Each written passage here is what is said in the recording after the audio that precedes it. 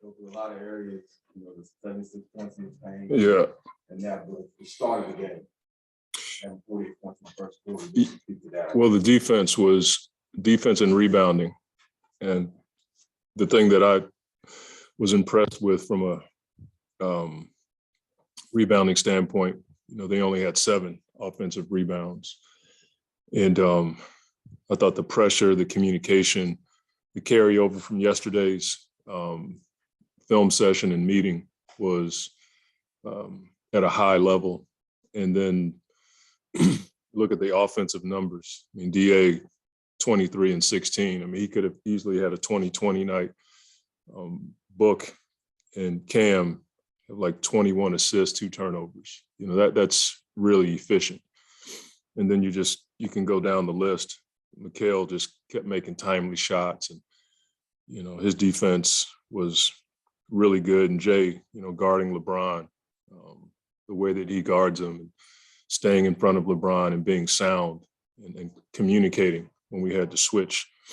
I thought the first group set the tone, and it just gave everybody a lot of confidence that we were going to have one of those nights. So I'm proud of the bounce back from yesterday, taking the film session and all the stuff we walked over, 2-for-1s, fouling when we needed to, when we had a foul to give. Like, there was a lot of stuff that we covered yesterday, and our guys,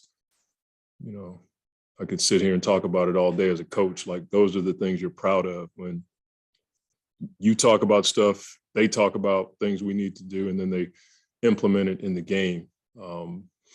That's big time. And then the transition to now running when opportunity. Yeah. I know it starts with defense, but to be able to push the ball and get some easy ones, how big was that? Well, I thought a lot of it was just activity and deflections. I don't know how many we had tonight, but it seemed like in the first half we just kept getting our hands on balls. And when we play defense like that, it looks like 6 guys are on the floor because everybody's covering for each other. So that helps us get out in transition. And when we get out in transition, we have, guys who can finish, guys who can shoot it, and DA puts a ton of pressure on the rim that opens it up for everybody. Offensive rebounding front, we talked a lot about that recently. It's not yet double the amount that they had. Yeah. Seen on the other end as far as attack. Well, defensively, we had a hit first mentality. I think it always starts there. We play really good defense and take away the primary and secondary options. The shot goes up, and there have been games where we, stare at the ball and wait for somebody else to go get it. I thought tonight we had that hit first mentality, and then, we have the capability of picking up extra possessions. Mikal does it, Jay does it, and getting Torrey back certainly helps. But JaVale and DA, they've been key for us in that category all season long.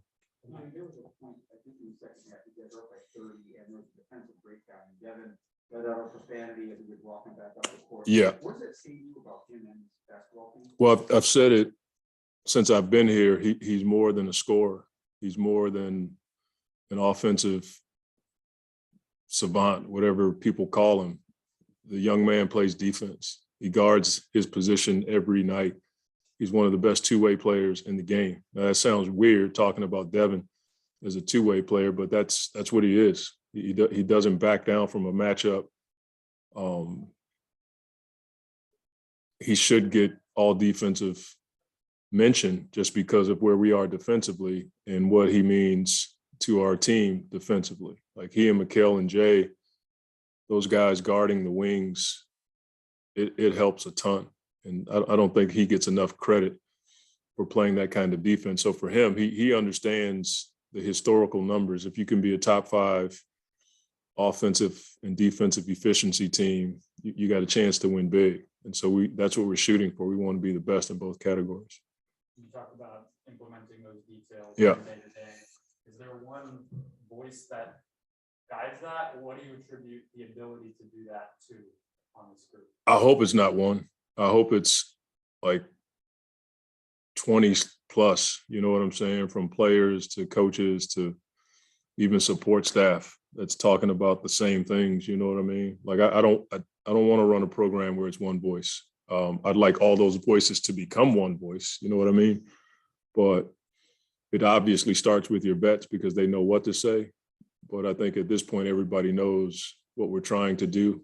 And when you have everybody saying the same thing, then it becomes that one voice that can be unique in sports. We talked a lot about the link between guys when you have that switch, and there were times tonight where guys just threw it in the air. Yeah. Yeah. It's like the strongest connection between the guys on the perimeter. We've had it in versus teams who switch a lot. We just haven't seen it as consistently. He sent me a text the other day, and in a DA way, it wasn't selfish. It wasn't like I want more points. He was like, Coach, I can dominate down there. Like I think we need to, look at me more. And I texted him back. I said, you're right. And I also said we got to do this, this, and this as a coach. But we have to take advantage of that because what we learned in the playoffs, when it counts, we can't be one-dimensional, and getting guys used to scoring or being a threat to score, it gives you so many options. And, one thing that we've tried to work on is not just that high-low pass, but the ball fake that may open up a three on the backside. And, I think we're just going to get better at that. But I don't think DA was close to playing like that when we first got here. It's something that he's worked on. The catch high, keep it high is just what I got from Tim Duncan. He's probably the best I've ever seen. I'm sure Wilt and other guys could be better, but Tim was the one who taught me that. And Mark Bryant's helped DA become really efficient in that environment. Do you remember when he sent you that note, and have he ever initiated a conversation like that with you before? Oh yeah, we've talked. I mean, all the players know they can call me or text me anytime. It was after a Toronto game. And so we're texting back and forth, and DA doesn't make those kinds of statements so he can score more or get more points. He's just like, look, Coach, I can do work down there. And, as a coach, you have to, take that and understand, like, I've been around him long enough to know his intentions. And tonight he backed it up. So just to follow up on that. You have to focus the way you get because you guys have to not force it. Did you sense even focus? Oh yeah. Yeah, yesterday was one of those days where, as a coach, I have to call them up as a team because I know that how badly they want to win and how badly they want it. It was just one of those environments yesterday where it was high level, and it wasn't like intense for intense sake. It was intense with a purpose. And so you could feel it yesterday, like we're going to play well tomorrow. Now, whether or not we win, we're going to play well because there was great focus, great intention, passion.